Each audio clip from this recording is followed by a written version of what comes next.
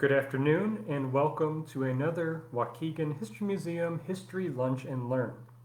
My name is Ty Rohrer. I'm Manager of Cultural Arts for the Waukegan Park District and also work on behalf of the Waukegan Historical Society.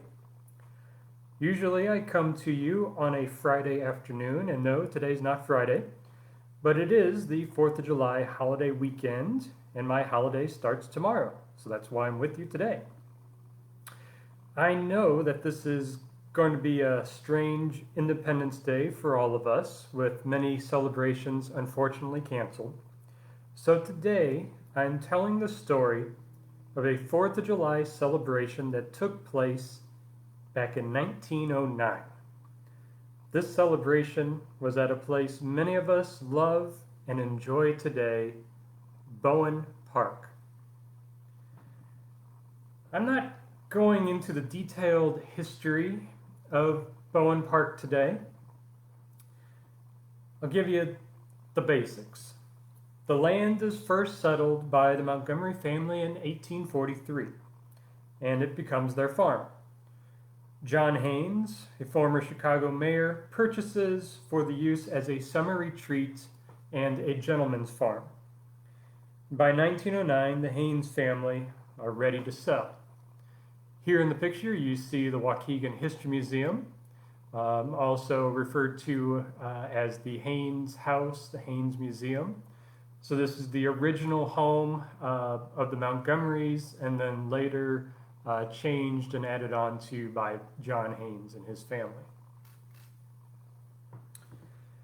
Now, Waukegan Mayor Fred Buck, he had this dream of turning this land, at that point called the Old Haynes Farm, he wanted to turn this land into a public park. $20,000 was needed to purchase the land, and Buck helps form the Waukegan Park Fund, and he put $1,600 of his own money down as an advance for the land. Now, the Park Fund had other members in it, and now they needed to figure out a way to raise some money, but also they needed to convince people that a public park at that location was a good idea. So before we get into this idea that they have and what they're going to do to raise the money, first let me talk to you about who Fred Buck was. Fred Buck was born in Waukegan on April 11, 1873. He married Edith Walsh. They had two children, Howard and Helen. It was his father, Jacob Buck, an immigrant from Germany, who in 1854 opened a butcher shop in Waukegan. The shop had many locations, but it was most notably known for being on North Genesee Street. Now, Fred takes over the business in 1896, and he operated it until 1924, when then he became vice president of the Waukegan National Bank. But in 1909, Fred Buck runs for mayor. Now, at the start of this campaign, there were only two candidates, Julius Bidinger and the incumbent mayor, William Bullock. They were really having a nasty battle. And Fred Buck was asked by Republican Party leaders to join in and run. So basically, they were hoping that Buck would steal some of the votes and their guy would win. I forgot to look up who they wanted to win, actually. Sorry about that. But ultimately, the plan fails. Buck actually wins. And he serves 2 years. After those 2 years, Julius Bidinger was elected mayor. So all three that campaigned in 1909, they get to be mayor at some point. Now, as mayor, Buck has a few different things on his plate, but one of the things he seemed to be most passionate about was helping to create a park system for Waukegan, and in particular wanted to start a park at the old Haynes Farm. So in 1909, Mayor Buck purchases around 115 acres of land, or he puts in some of the money for that. This land is just outside of the Waukegan city limits. This is the Haynes Farm that I'm talking about. And again, Buck hoped that this would soon become a public park for the citizens of Waukegan. And Buck wasn't alone in this idea. Other prominent Waukeganites joined Buck's cause in what was known as the Waukegan Park Fund. And again, the purpose for this group was to raise money to create city parks. The stated purpose of the Park Fund group reads, "The object for which said association is formed is to accept certain monies and property raised by an unincorporated association of the people of the city of Waukegan for park purposes, to appropriate and expend said monies and property in acquiring, laying out, establishing, and maintaining public parks in said city for the use of the inhabitants thereof, and also to acquire by gift, donation, and otherwise other monies and property, and appropriate and use the same from time to time for like purposes."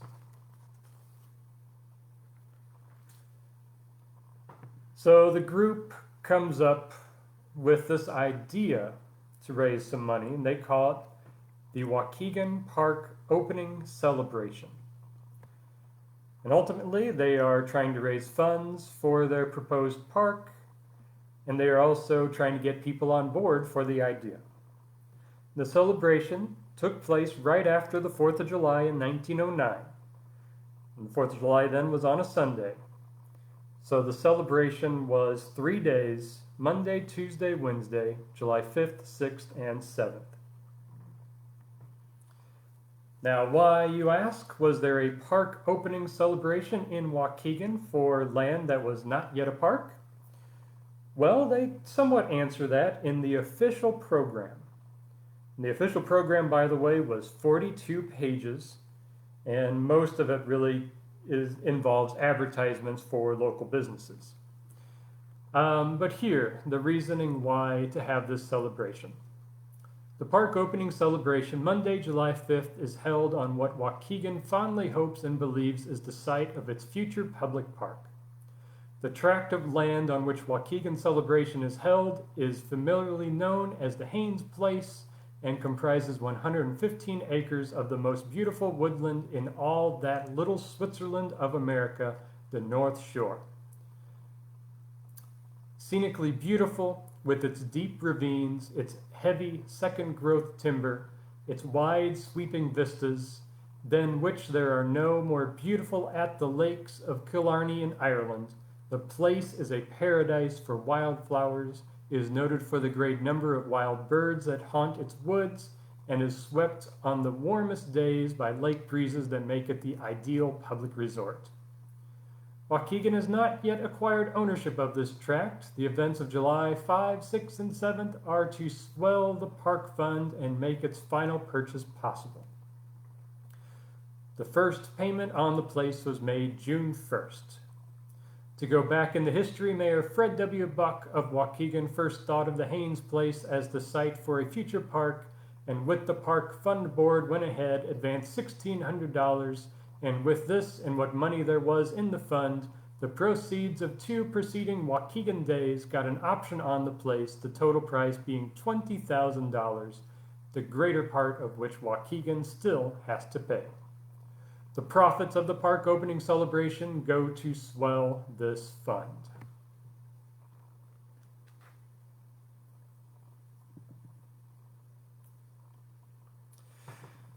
Now, what's planned here is no small gathering. In fact, there were 12 different committees created to help pull this thing off. We had an invitation and reception committee, an advertising committee, committee on concessions, committee on grounds, committee on music, transportation, a lights committee, the sports committee, finance committee, merchants cooperative committee, program committee, and also a committee for decorations. And when you look at the list here, very, very prominent citizens from Waukegan's past are found there.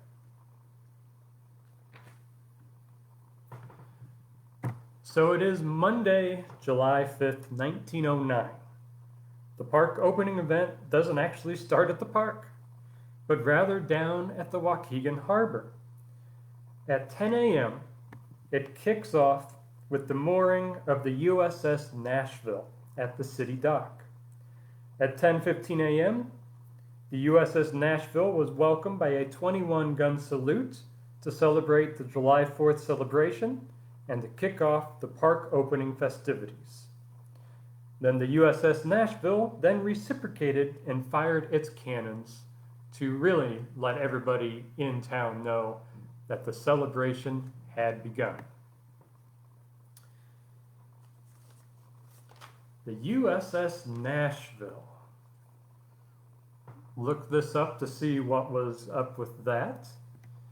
And, well, turns out that the USS Nashville was commissioned August 19, 1897. It was a gunboat with the complement of 180 officers and enlisted sailors, and it had a very distinguished service record. The Nashville, though, is most associated with the Spanish-American War. She was sent to the Caribbean right after being commissioned to join the North Atlantic Fleet. Spain had sunk the Maine, and war was imminent.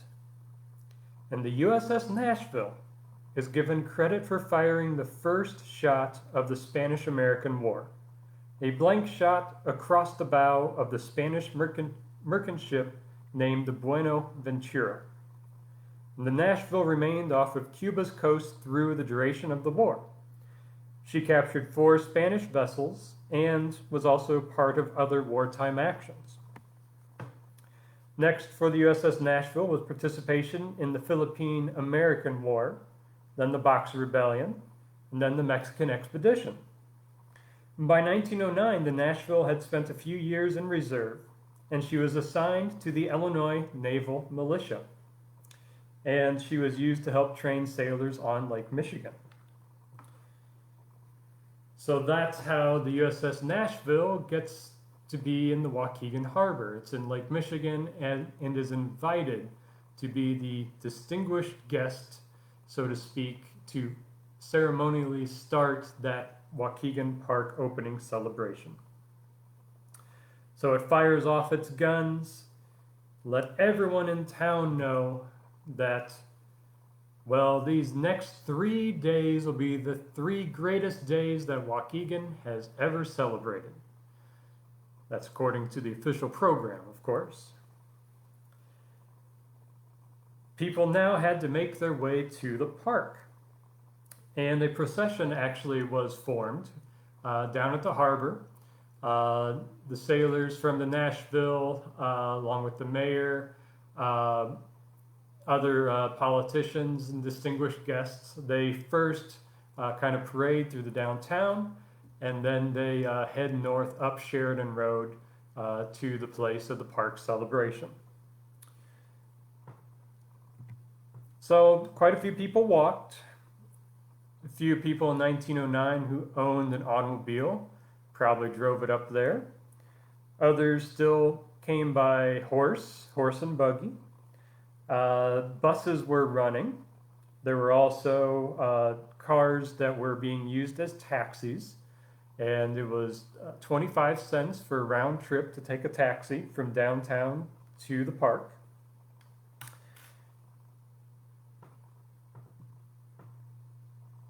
And so the celebration had begun.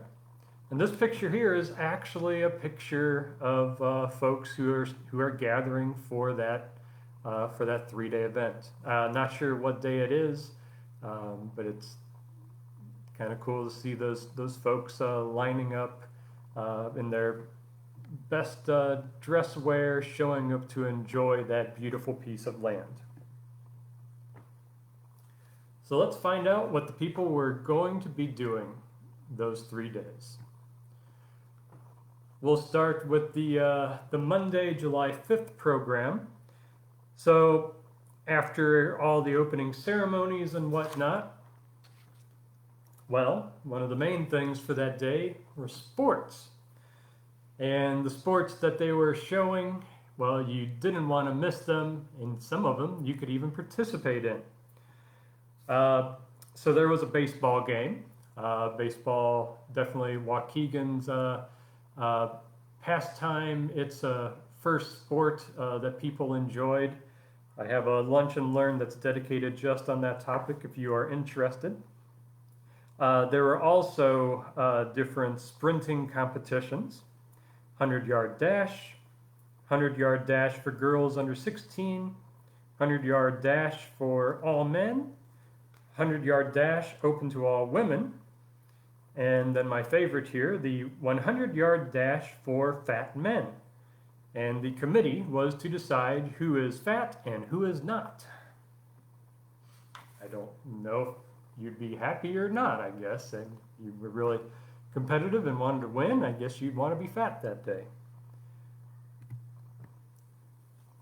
But there was more. There was the 3-legged race for young men, sack race for boys, climbing a greased pole, catching a greased pig, running broad jump, and, as it says, many others not yet arranged for.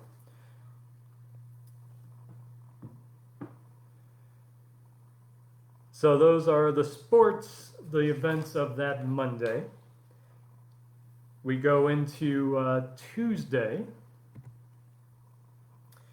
Well, we find that one of the main features is a marathon race and also a bargain carnival. So the bargain carnival is actually a carnival with some rides and unique carnival themed events.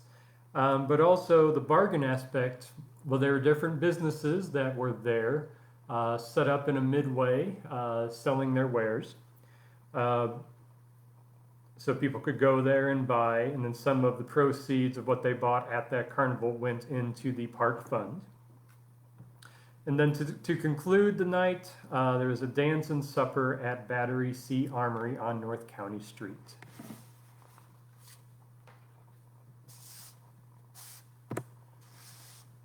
And then Wednesday, there was a sensational motorcycle race.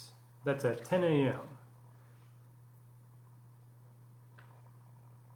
And I believe the Tuesday race, actually, that was horses. Then on Wednesday, it's the motorcycle race.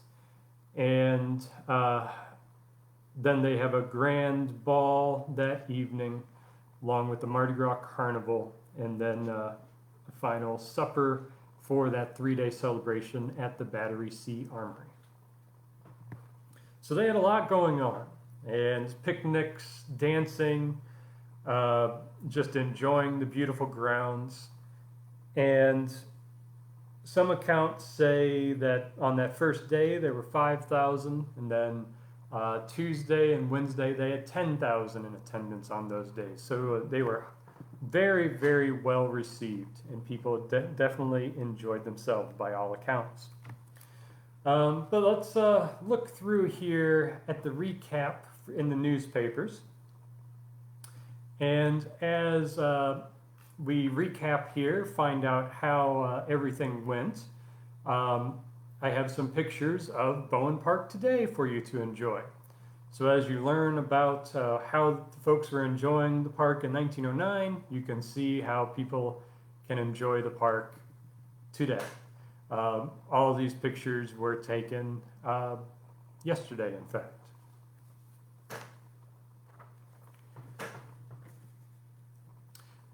So in the newspaper it says, most beautiful spot in northern Illinois is thrown open to the public at Monster Celebration. Great success in all particulars.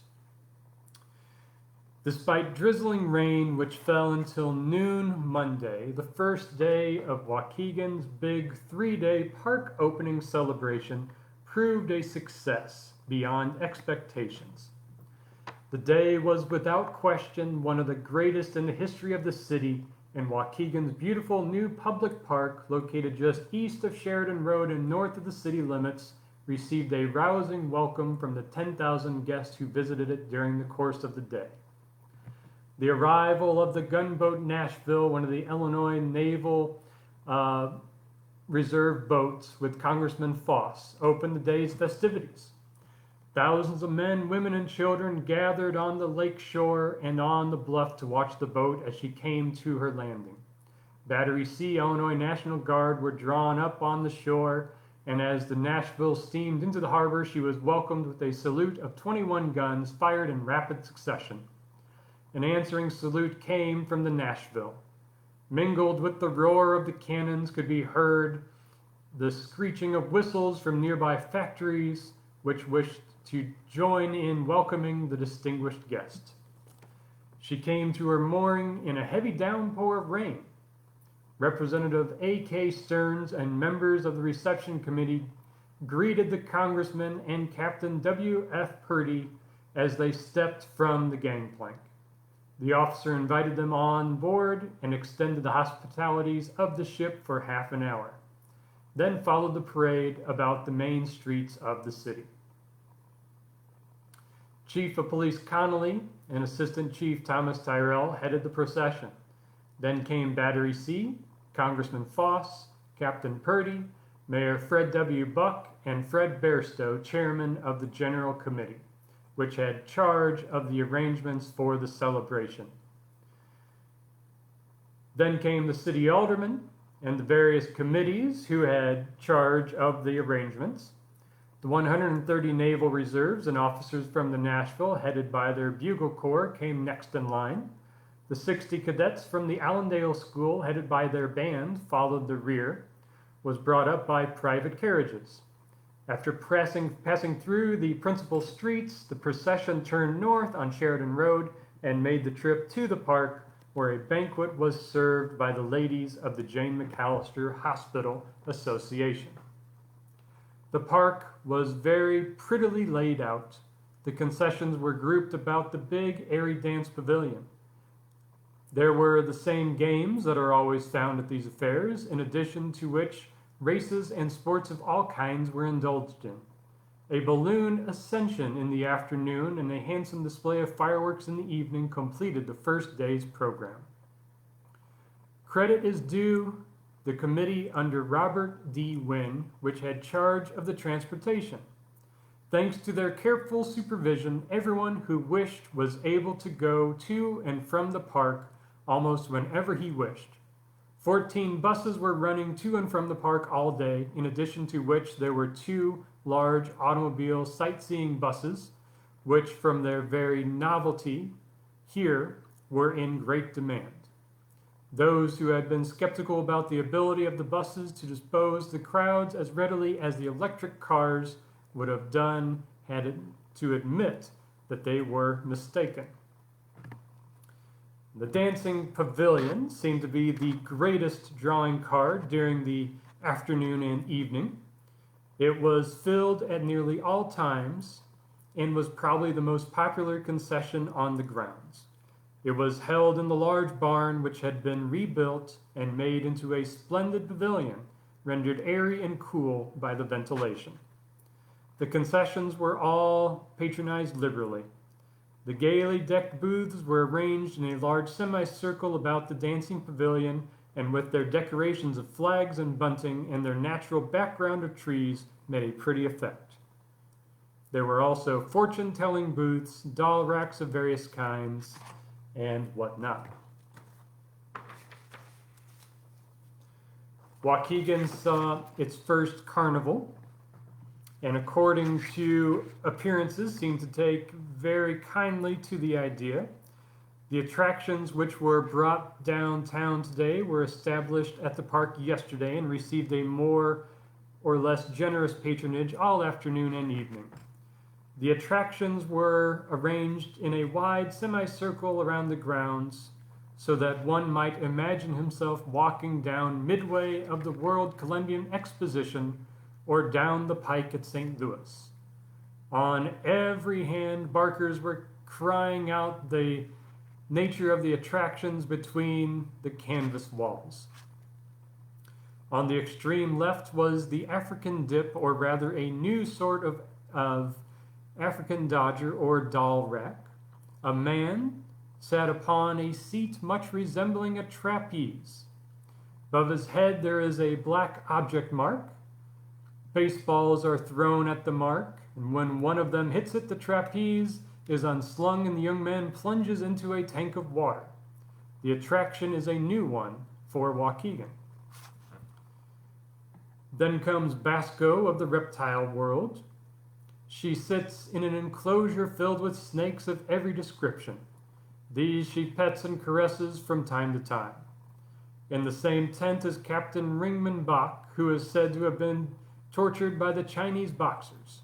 His act consists in feats of strength and the bending of bars of steel through holes cut in his breast. The Paris models served to attract many. The young women scored quite a hit in their alluring poses. The Palace of Mystery was on the order of the Crystal Palace. By means of mirrors of young women seemed to be dancing on the ceiling of a room. Another attraction was a boxing and wrestling match between a woman and a man. They also gave exhibitions of strength. In addition to these attractions, there were several fortune-telling booths, a shooting gallery, several doll and cane racks, and spindle wheels. The Ferris wheel seemed to be the most popular attraction on the grounds. It was filled from early afternoon until late in the evening and ran almost constantly. The merry-go-round and ocean wave also proved popular attractions. The attendance was all that could have been desired. The rain which fell in the morning seemed to cast a damper over things for a while, but it proved to be of short duration, and then everybody was glad that it had fallen, as it served to lay the dust. The main portion of the crowd did not arrive until afternoon. Then the 4 autobuses, with the many buses owned by local teamsters, began to reap a harvest. They kept busy all the afternoon carrying crowds to the park. It is estimated that there were fully 5,000 people on the grounds by early afternoon.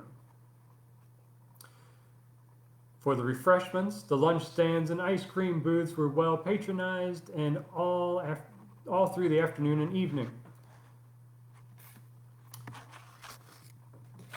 Now, apparently, there was a casino on the grounds. Dancing was also there within that casino. But then some other games of chance started to happen, which weren't sanctioned. And it reads, at the park Monday, 3 gambling games were started and operated for a short time, but the committee was after them and State's Attorney Dady also had his eye on the fellows, with the result that the prosecutor served notice that they must cease running or he would have the operations arrested. The operations tried to show that their games were on the square, but he refused to listen to them and told them flatly they must quit or be arrested. He accordingly notified the officers on the grounds that he wished the operators arrested if they ran any more, and the games were shut off. And it reads here, though,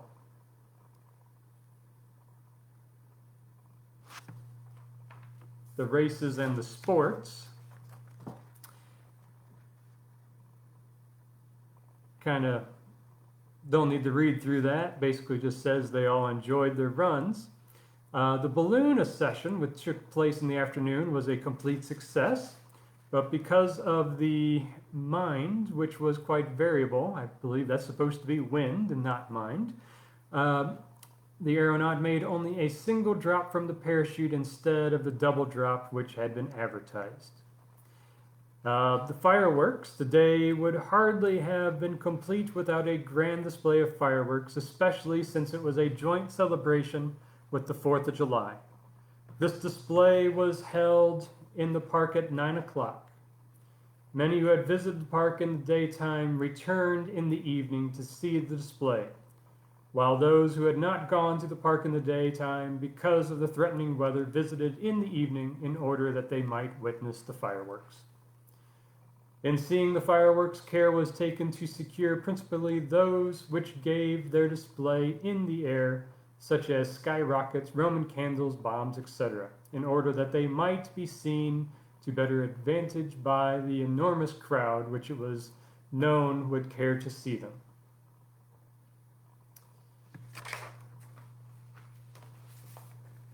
The only downside is finance and falls down. The one big failure of the celebration so far, as the park was considered, was the failure of the finance arrangements to be carried out.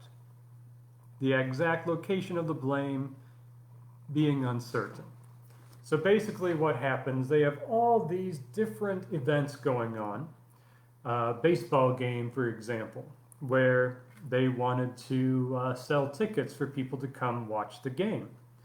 However, the baseball grounds wasn't enclosed, so people could just gather wherever they wanted to and basically watch the game.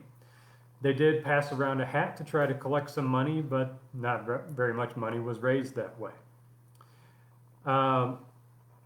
They wanted to sell tickets for some of the shows that were going on, some of the performances, but they didn't have people to often man some of the ticket booths. So people were just walking in and out, watching the shows. Looks like the one big moneymaker was the Dance Pavilion. Again, it sounded like it was busy from open till close. People did buy concessions that did raise some money for the group as well. But all in all, sounds like it was a fantastic 3-day event.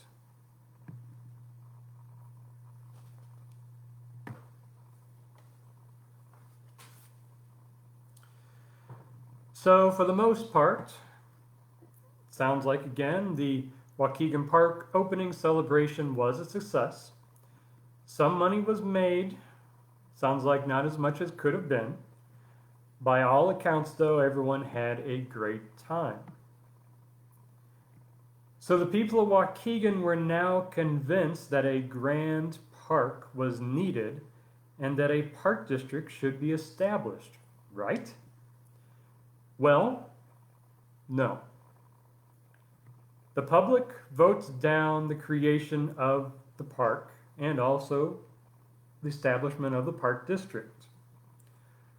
A park district in Waukegan would not become a reality until 1916, and that was largely due to women being able to vote on the matter for the very first time. So what happens to the park? Well, Fred Buck, along with 3 other trustees of the Waukegan Park Fund, personally took control of the grounds. So they all ponied up enough money to purchase it for the $20,000. 2 years later, they would sell the land, actually for a nice little profit. They would sell it to Mrs. Louise DeCoven Bowen. Mrs. Bowen purchased the land to turn it into a camp for the children of the Hull House in Chicago. And that fascinating story I did already cover in an earlier Lunch and Learn, so you can find that and enjoy that 50-year history of the Hull House summer camp known as the Bowen Country Club. As for the park fund, well, folks were starting to grumble because the group eventually had raised $4,000 and, well, they didn't have a park to show for it, and they were just sitting on the money. For a while, it looked like the group was going to purchase the land where the Beasley Brewery was located. Something fell through, though.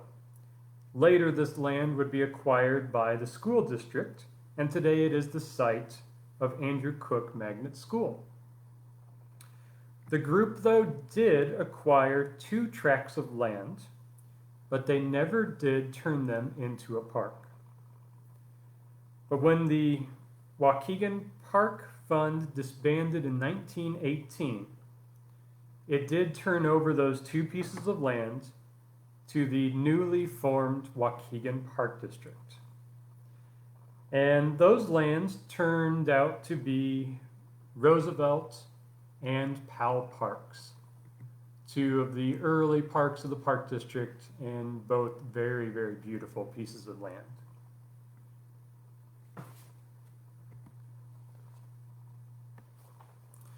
Hope you're enjoying these pictures of Bowen Park. If you hadn't figured out, well, what Buck was hoping would happen finally did. So, the grand celebration, the Waukegan Park opening celebration of July 5th, 6th, and 7th in 1909, thousands of people had a wonderful time. Ultimately, though, it did fail in raising enough funds to support a public park there and also to support a park system. The dream of the old Haynes farm becoming a park would finally come to fruition in 1963, when the Waukegan Park District purchased from the Hull House that land, and then it became Bowen Park. Today, Bowen Park is one of the most loved in Waukegan, one of the most loved parks in Waukegan, and actually it's one of the most used in all of the North Shore. People from all around come to enjoy this beautiful public space. As you can tell in the different pictures, there are so many things that this park offers. You have the beautiful nature that you can find there. You have formal beauty, which I'm getting to that now, the formal gardens. There was the playground that is just loved by all kids. There are hiking trails up and down the ravine. You can see lots of interesting different critters that live in the park, different beautiful facilities and buildings, some of them dating back to the Bowen Country Club days, some even before that, like the Haynes House, today's Waukegan History Museum, the Jack Benny Center for the Arts, another very interesting and cool facility for arts programming with a theater space that was the old dance hall for the summer camp kids of the Hull House camp. Just places to sit, enjoy, skate park, Grocery Field, baseball diamonds, and just a lot of other beautiful things within that piece of land. So Fred Buck definitely had a good idea back in 1909, and we all thank him for preserving that land, selling it to Mrs. Bowen, who took care of it with the Hull House for the next 50 years, and today is a proud part of the Waukegan Park District system. So I hope you can come and enjoy Bowen Park if you haven't been there in a while. If you were there yesterday, well, head back there today. There's always something beautiful and fun to experience there. So I will be back with you next Friday with another Waukegan History Museum Lunch and Learn. On behalf of the Waukegan Park District and the Waukegan Historical Society, thanks again for joining me today. And everyone, please have a great American Independence Day weekend. Now, for us in Waukegan, unfortunately, no parade this year going down Sheridan Road and ending at Bowen Park. But don't worry, there is still a parade. You can catch the virtual Waukegan American Independence Day Parade, our shoebox edition, on Saturday, July 4th at 1 p.m. on the Waukegan Park District Facebook page. Don't worry if you miss it live, it will be available to be watched later on too. I've seen a little preview, it's a lot of fun. So thanks again for joining, and I look forward to talking to you in the future to talk about the past.